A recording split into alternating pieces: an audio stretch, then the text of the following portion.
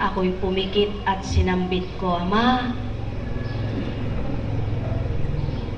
nang dahil sa pangangailangan,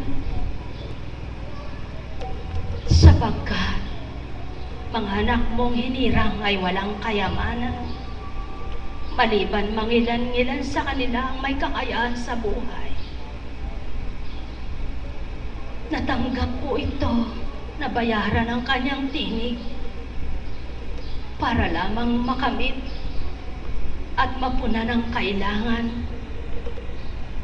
Ikaw ang maghari bilang siya'y hinirang mo. Huwag siyang maligaw sa iyo, kundi pakahigpitan mo. Ikaw ang mangibabaw sa kanya sa kabila ng kailangan niya. Ang mga bagay sa lupang ito, at kung walang salapi, wala kang mabibili, at hindi mo mabibili lahat ng iyong nasa. Subalit sa kapangyarihan mo, Ama, maging sapat na lamang po ang tinig niya na makapagdulot ng mabuti, subalit huwag makapagkasala sa kanya. Bakit ito binahagi sa inyo, mga kapatid ko? Magnilay kayo. Nang huhusga ang tao, nagninilay bang tao? Huwag tingnan o pagmasdan ang kamalian ng sinuman na hinirang, kundi magpasalamat kayo sa kabila ng nakaraan na naging kamalian man ang tinahak na tutong nagbalik loob sa Ama at siya ay tinanggap para maglingkod at paglingkuran niya. Subalit ang tao po ay di gayon. Tumititig siya sa ugali at ginawa ng tao na nakaraan. Hindi pumarito ang Kristo para sa mabubuti, kundi para sa masasama na hinahanap niya upang maituwid ng landas at hanguin niya. Subalit, ang tao ay mapanghusga, ang tao ay mapanghatol, ang tao ay mapagtawa, ang tao ay mapagparatang.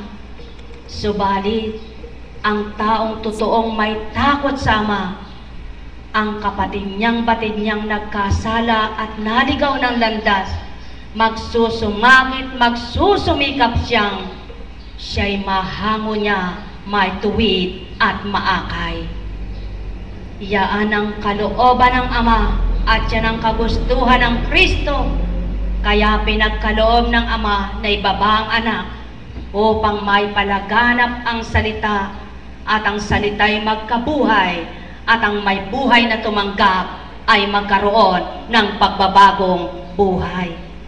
Mga minamahal ko, isa lamang ang halimbawang binahagi sa inyo sa mga alagad.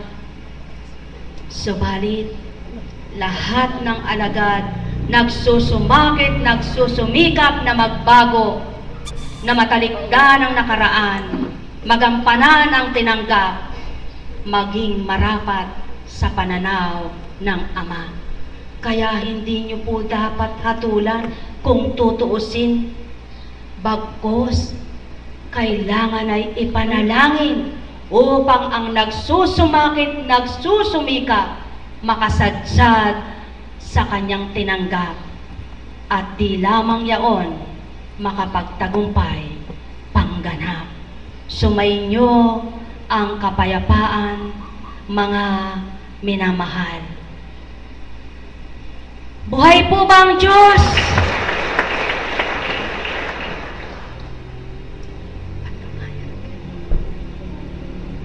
Purihin ka, Ama. Napakabuti ng Ama. Tingnan niyo po, galing pa lang po kami kagabi doon kay kapatid eh. Inaplos yung tiyan ng kapatid niya. Manalig ka, manganganak ka ng normal, maayos. Kasi po sabi ng kapatid ko, Apo, paano po kaya yun yung petsang sinabi ng doktor? Eh pag po hindi kami pag po wala tayo, baka mga kapatid, ang kinin mo bago tayo umalis ay manganak na. Buhay po ba ang Diyos? Napakabuti ng Diyos! buhay na buhay sa mga anak niyang kumikilala, tumatanggap, at sa kanya ay nagmamahal. Buhay po ba ang Diyos? O kayo po, yan po ang patotoo. Ano sabihin mong di magbuka? Kaya lamang po takot ang taong mamatay. Madalang lang po. O sige, mayroon po talagang hindi makadaan yung, lalo na kung malaki. Ayaw bumuka yung sipit-sipit ang tawag po dun eh. Lalo na po kung talagang hindi pa takdang mga anak, hindi po bubuka yun. Subalit sabi ng Ama, may paraang bubuka yan kapag talagang lalabas na. At kaya lamang di makadaan ang bata kung halimbawa ay sweet, nahihirapang ilabas. Pero kung malakas ang loob ng babae at di takot mamatay sa pag-iri niya, mailalabas pa rin niya yun. Alam niyo po, maliban nga rin kung halimbawang malaki at hindi, may istorya po diyan. Kaya po pala naganap sa akin ang lahat ng iyan upang ako ay maging isang patotoo sa inyo. Sa panganay ko po, 22 days na po akong naka-leave. Matatapos na po ang aking bakasyon, hindi pa po ako nanganganak. Sabi po ng aking kabiyak pagdarating, ba't di ka nanganak? Wala pa po kami cellphone noon, di pa uso cellphone, wala pa rin telepono, wala po kasi linya dito. Kaya pag umuwi lang, tsaka kami magkakausap. Matatapos na nga ako yung bakasyon ko, di na ako nanganak. Sabi po ng matatanda, lulundag-lundag. Papanik po ako sa hagdanan, tsaka ako lulundag na ganyan. Nakita po ako ng biyanan ko, ay hindi kaganyan. Sabi niyo, lumutag. Hindi natatagtag. Hindi po nanganganak, hindi pa rin ako nanganganak. Sabi po ni Mother yan, Sinda, pa-check up ka na nga Eka. Baka Eka ano na. Pero hindi naman niya tinuloy. Hindi kasama niya po ako. Noon naman pina-check up ako, nanginig ang katawan niya. Sabay kami.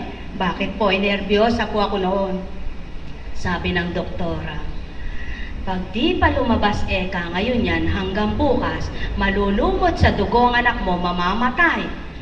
Paano kung hindi mag-nervous, di nangatog na ako.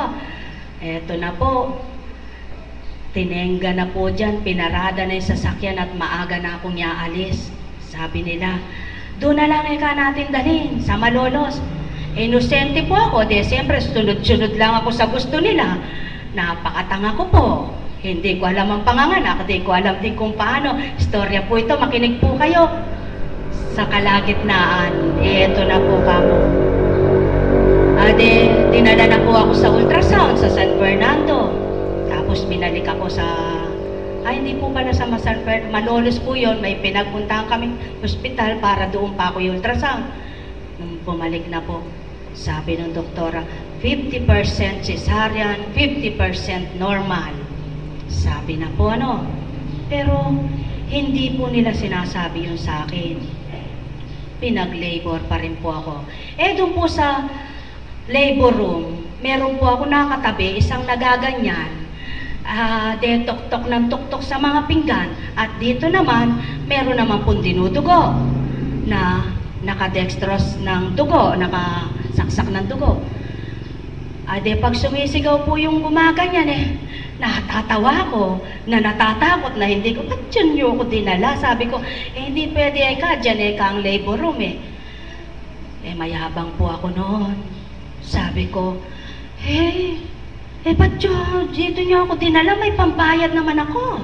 Sabi ko po, siyempre po, mayroon akong sick leave, maternity leave, mayroon akong yung asawa ko, at may sinipi ako para magastos ko sa panganganak. Siyempre po, may trabaho naman kami ng mag-asawa. Kaya mayabang po ako noon. Eto po, nung na pong magle-labor na ako, sabi ng doktor, pipiliting mag-normal. Hirap na po ako. Purihin po ang Diyos. Hindi po ba sabi ng doktora, pag di daw lumabas yung anak ko ngayong gabi na ito, bukas ng maghapon, mamamatay? Hindi po niloob ng Diyos na mamatay ang anak ko. Sa iba nga, sabi nila, 10 days, 15 days na magnormal.